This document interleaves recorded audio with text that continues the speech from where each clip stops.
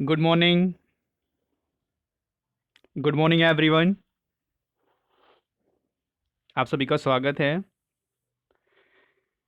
ये वीडियो है IBPS RRB law officer scale 2 के लिए और बेनिफिट करेगा आपका RRB असिस्टेंट स्केल 1 और जितने भी आगामी बैंकिंग एग्जाम होने वाले हैं उन सब में ये बेनिफिट करेगा। ठीक है, चैनल को आप लोग सब्सक्राइब कर लीजिएगा, वीडियो को लाइक कर दीजिएगा, अपने दोस्तों के साथ शेयर कर दीजिएगा। फटाफट आप लोग चैनल को ज्वाइन कर लीजिए। कोई क्वेरी हो इससे रिलेटेड आपको, आप कमेंट में करके पूछ सकते हैं। चलिए, एक दो लोगों ने ज्वाइन कर लिया है, हम इस सेशन को शुरू करते हैं, बाकी लोग धीरे धीरे ज्वाइन करते रहेंगे। वीडियो को लाइक, शेयर और चैनल को सब्सक्राइब जरूर कर लीजिएगा। टेलीग्राम का नीचे लिंक दिया गया है, उससे जाकर टेलीग्राम में आप लोग ऐड हो लें। ये फाइनेंशियल अवेयरनेस और बैंकिंग अवेयरनेस का क्लास 3 है। ठीक है, ऑलरेडी 2 क्लास अपलोड हो गया है, या तो आप चैनल के सर्च में जाकर देख सकते हैं, यहाँ पर लिंक आपको डिस्क्रिप्शन बॉक्स में मिलेगा, वहाँ से भी इस वीडियो को देख सकते हैं।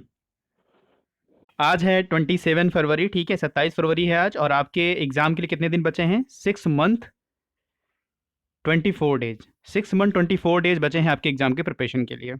यहाँ पर देखिए, राकेश शर्मा न्यूज में क्यों है? क्योंकि राकेश शर्मा को IDBI बैंक का MD और CEO बनाया गया है। इससे पहले कौन था? इससे पहले भी राकेश शर्मा थे। तो IDBI ने क्या किया है, RBI को इनको रीअपॉइंट के लिए एक एप्लीकेशन भेजा था कि इनको क्या दोबारा अपॉइंट कर दिया जाए। तो RBI ने मंजूरी दे दी है कि हाँ, आप इनको दोबारा MD CEO के रूप में अपॉइंट कर सकते हो। तो राकेश शर्मा जी बन गए हैं IDBI के MD CEO। और IDBI की ओनर कंपनी कौन सी है? IDBI की ओनर कंपनी है LIC। LIC ने कितना % शेयर इसमें लिया है? 51% शेयर इसमें होल्ड कर रहा है LIC। यहाँ पे आपको दो चीज़ें बतानी है कि IDBI का हेडक्वार्टर कहाँ पे है और IDBI का फुल फॉर्म क्या है। ठीक है, ओनर कंपनी है LIC और राकेश शर्मा आप दोबारा बनाए गए हैं MD CEO of IDBI bank. यहाँ पे दूसरा जो न्यूज है वो है PC फाइनेंशियल सर्विसेज लिमिटेड। ठीक है, न्यूज में क्यों है? क्योंकि इन्होंने RBI से लाइसेंस लिया था। RBI से लाइसेंस लिया था, यानी अपना रजिस्ट्रेशन कराया था, और अब RBI ने क्या किया है, इनके रजिस्ट्रेशन ऑफ सर्टिफिकेट को कैंसिल कर दिया है, रद्द कर दिया है। RBI ने रद्द क्यों किया है? RBI ने कहा था कि इनको NBFI में काम नहीं करना है, नॉन बैंकिंग फाइनेंशियल इंस्टीट्यूशन के रूप में काम नहीं करना है इनको।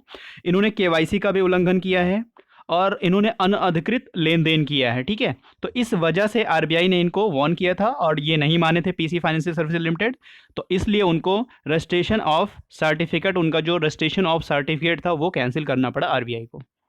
यहाँ पर जो COR है ना, सर्टिफिकेट ऑफ रजिस्ट्रेशन, ये पावर RBI को कहाँ से मिलती है कि अगर किसी ने कुछ गलत किया है, कुछ उन्होंने उल्लंघन किया RBI के रूलों को, तो वो कहाँ से पावर मिलती है कि वो उनके रजिस्ट्रेशन को कैंसिल कर सके।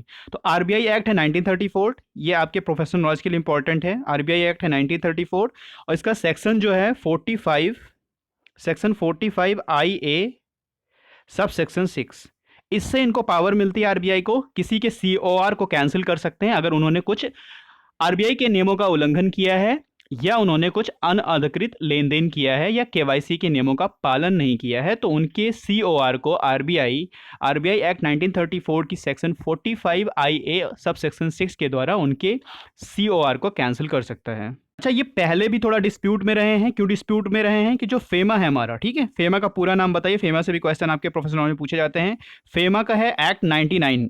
ठीक है, इन्होंने जो है PC फाइनेंशियल से करीब करीब 288 यानी 288 करोड़ रुपए इन्होंने अटैच किए थे, जब्त किए थे, क्योंकि इन्होंने काम जो है बहुत अच्छा नहीं किया था इस सेक्टर में। तो फेमा के द्वारा भी 288 करोड़ रुपए जब्त किए थे, ये भी ध्यान रखिएगा। यहाँ मूडीज ने अनाउंस कर दिया है कि अब जो भारत की वृद्धि दर होगी फाइनेंशियल ईयर 2022 में, फाइनेंशियल ईयर 2022 में, वो होगी 9.5। पहले इन्होंने अनुमान दिया था 7% का, अब इन्होंने अपना अनुमान बढ़ा दिया है कि भारत की जो GDP होगी, भारत की अब आर्थिक विकास जो होगी वो होगी 9.5% की दर से भारत ग्रो करेगा। यहाँ पर एक वर्ड है टिप्स फीचर, ये काफ़ी न्यूज में है, काफ़ी चर्चा में है। चर्चा में क्यों है? यहाँ पर आप पेटीएम देख सकते हैं और ट्विटर देख सकते हैं। तो भारत में टिप्स फीचर को बढ़ावा देने के लिए ट्विटर ने पेटीएम के साथ एग्रीमेंट किया, समझौता किया। To promote tips feature in India, Twitter ties up with Paytm. यहाँ पर समझिए टिप्स फीचर होता क्या है। टिप्स फीचर का मतलब ये है कि जैसे आप ट्विटर चलाते हैं, ट्विटर पे काफ़ी एक्टिव रहते हैं, ट्विटर पे किसी क्रिएटर को आप लाइक करते हैं, पसंद करते हैं, किसी क्रिएटर के कंटेंट को आप पसंद करते हैं, तो अगर आप चाहें तो उनको पे भी कर सकते हैं, कुछ पैसे आप डोनेट कर सकते हैं, पे कर सकते हैं। तो वो पैसे पेमेंट आप किन के थ्रू कर सकते हैं? पेटीएम के थ्रू। तो दोनों के बीच में टिप्स फीचर इसलिए लाया गया है कि अगर आप किसी क्रिएटर या कंटेंट को प्रमोट करते हैं या लाइक करते हैं उनको, तो पेटीएम के द्वारा आप उनको पे कर सकते हैं। तो टिप्स फीचर इंडिया में अब जो है पेटीएम और ट्विटर के बीच में समझौता हो गया है। तो आप चाहें अगर आप किसी क्रिएटर को ट्विटर पे लाइक करते हैं तो उनको भी सपोर्ट कर सकते हैं। पेटीएम की बात अगर करें तो पेटीएम आया हुआ है 2015 में, ठीक है, ये भी चीज़ें ध्यान रखें। और इसका हेडक्वार्टर कहाँ पे है? नोएडा में है। नोएडा में इसका हेडक्वार्टर है जो उत्तर प्रदेश में है। और इसके संस्थापक और अगर सीईओ देखें तो वो हैं विजय शेखर शर्मा। विजय शेखर शर्मा इसके सीईओ और संस्थापक दोनों हैं। और हम बात करते हैं अगर ट्विटर की, तो ट्विटर के सीईओ कौन है? पराग अग्रवाल। ट्विटर के सीईओ कौन है? पराग अग्रवाल हैं ट्विटर के सीईओ।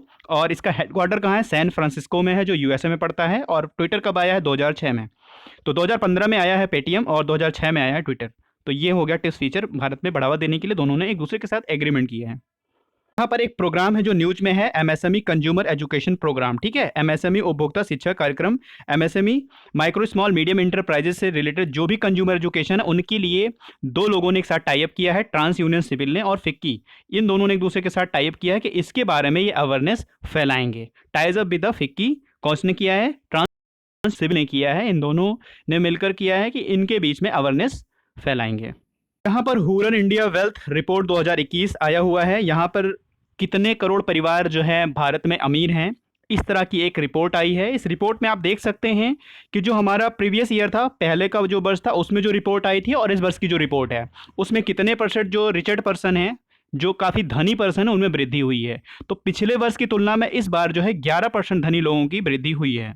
इसके साथ ही ऐसा अनुमान लगाया गया है कि 2026 यानी 2026 में अगर हम देखें तो करीब ये जो परसेंटेज है ना, वो करीब 30% इंक्रीज हो जाएगा। 30% इंक्रीज हो जाएगा। और अगर हम सिटी की बात करते हैं तो कौन सा सबसे मतलब रिचेस्ट सिटी है, तो वह है पहले पे मुंबई, ठीक है। पहले पे मुंबई, दूसरे पे दिल्ली और तीसरे पे है कोलकाता। ये तीन जो हैं इंडिया के सर्वश्रेष्ठ धनी शहरों की सूची में शामिल किए गए हैं। यहाँ पर हुरन वेल्थ इंडिया रिपोर्ट 2021 यहाँ पर देख सकते हैं कि इस तरह से हुरन के द्वारा ही ये लिस्ट जो है जारी की जाती है। यहाँ पर एक बुक है जो काफ़ी चर्चा में है। वो बुक का नाम है the founders, the story of PayPal and the entrepreneur who saved silicon valley. ये बुक लिखा गया है जिमी सोनी के द्वारा। और ये बुक इतनी चर्चा में क्यों है? क्योंकि आपने सुना होगा पेपल के बारे में, ठीक है। पेपल क्या है? पेपल एक डिजिटल भुगतान कंपनी है, ठीक है। जैसे आपकी गूगल पे है, पेटीएम है, उसी तरह से पेपल भी है, ये भी डिजिटल भुगतान कंपनी है।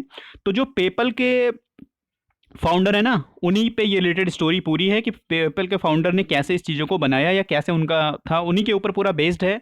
तो ये भी आपके फाइनेंशियल और बैंकिंग से रिलेटेड, चूंकि पेपल है, पेपल क्या है? एक डिजिटल भुगतान कंपनी है, तो उन्हीं के ऊपर बनाया गया है। और इस बुक को लिखा है जिमी सोनी ने।